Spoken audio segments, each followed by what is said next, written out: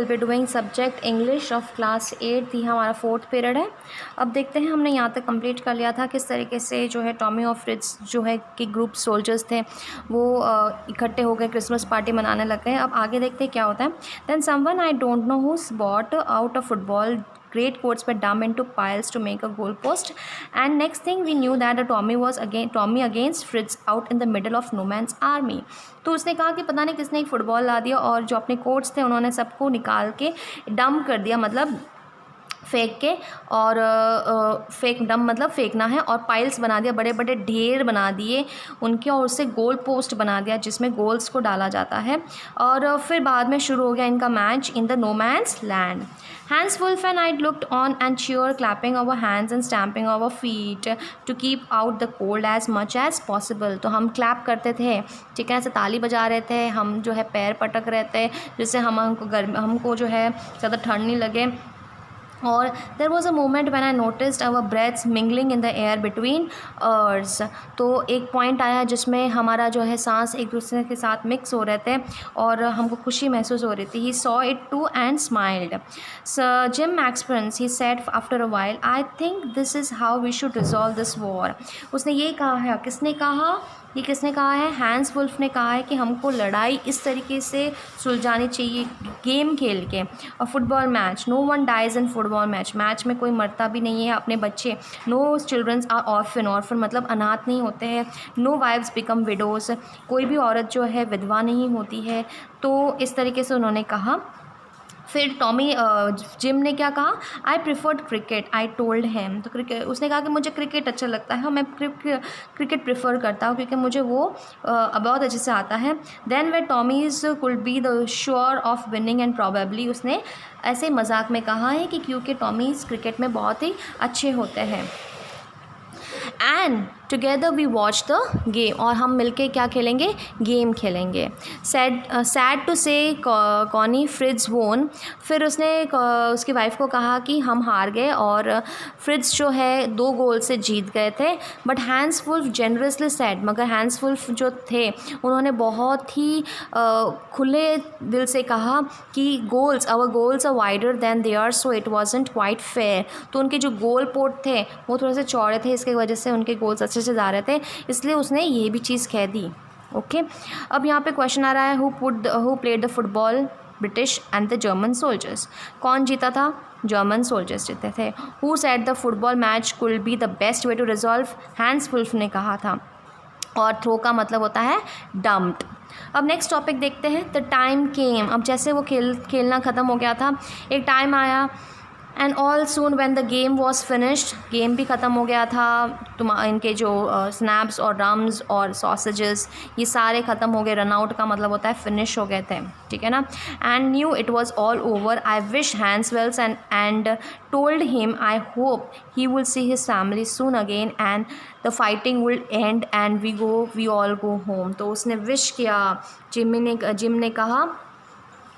ने क्या कहा कि मैं आशा करता हूँ कि हम सारे जो है सोल्जर्स अपने फैमिली को जल्द ही मिलेंगे, फाइटिंग ख़त्म हो जाएगी और हम सब खुशी से घर जाएंगे।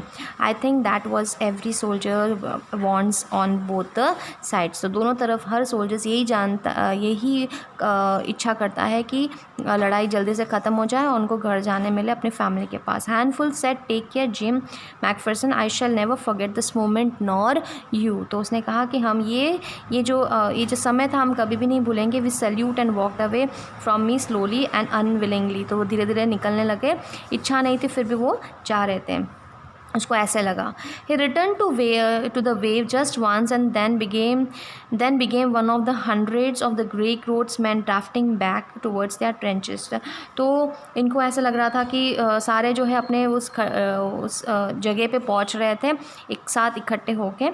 And that night back in our dugouts मतलब वो ट्रेंचेस में, रात को सारे जो है लोग मतलब जो जर्मन्स के साइड्स के थे वो कैरोल गा रहे थे, मतलब क्रिसमस सॉन्ग। कैरोल का मतलब है क्रिसमस, इनका गाना होता है, बहुत ही अच्छे से गा रहे थे।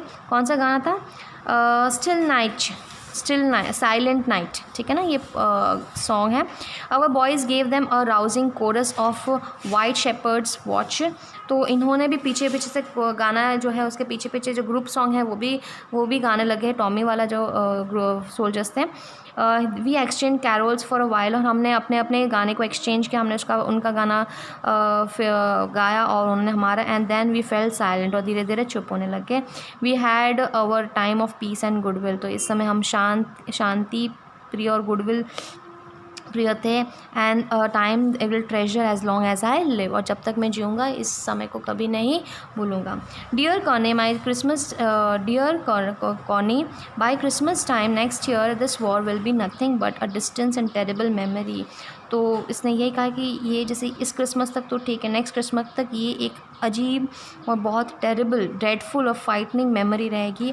I know from all that happen today how much both armies long for piece, और दोनों तरफ दोनों जो आर्मीज़ है शांति के लिए कितना लॉन्ग, मतलब कितना इच्छा कर रहे हैं, कितनी इच्छा है इनको कि शांति हो जाए और फिर वो अपने घर जाए। We shall be together again soon, I am sure it. फिर लास्ट में इसका हम जल्दी ही मिलेंगे, ये मुझे विश्वास है।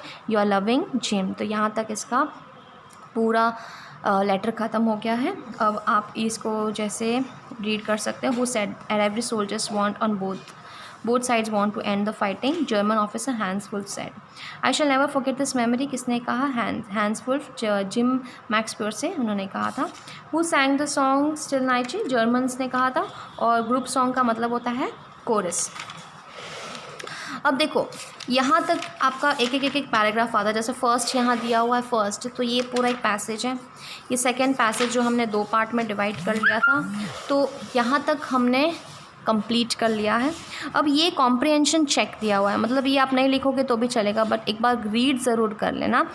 ये पूरा जो पैसेज, सेकंड वाला पैसेज पूरा था, तो ये पूरा एक क्वेश्चन आंसर्स बताया गया है कि who has written the letter to home आ सकता है, और इतने सारे बार बार लिखने की ज़रूरत नहीं है। जिम ने इसकी वाइफ को लिखा है। ओके, क्या क्या बताया इसमें कि किस तरीके से 2 एनिमीज़ क्रिसमस सेलिब्रेट कर रहे थे वो बताया गया है, ठीक है ना। उनके जॉब्स कौन से थे, अगर जब लड़ते नहीं थे तो वो क्या क्या काम करते थे, ठीक है ना। कभी हैंस वुल्फ डॉर्सेट गए थे तो नहीं, उसको कैसे पता चला? किताबों से पता चला था। And how do you think Jim McPherson came back from the war, क्या आपको लगता है कि ये जिम मैक्सपियर वापस लड़ाई से आए हैं? नहीं, अगर नहीं आए होते तो इसकी वाइफ इतने साल तक उनके लिए वेट नहीं करती। तो यहाँ पे ये चीज़ थोड़ी सी अलग है, तो इसको अच्छे से रीड कर लेना। ओके, ये तो सिर्फ रीड करना है आपको अच्छे से। तो हमारा वर्क रहेगा, ये आज के पीरियड में हमने 2 पैराग्राफ किए हैं। तो पीरियड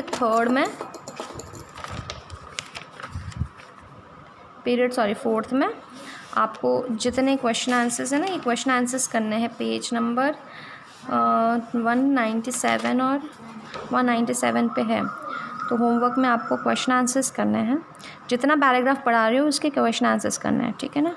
ऑफ द पैसेजेस के क्वेश्चन आंसर्स करोगे अपने नोटबुक में, और वर्ड मीनिंग्स और कॉम्प्रिहेंशन चेक आपको लर्न करना है। क्लियर?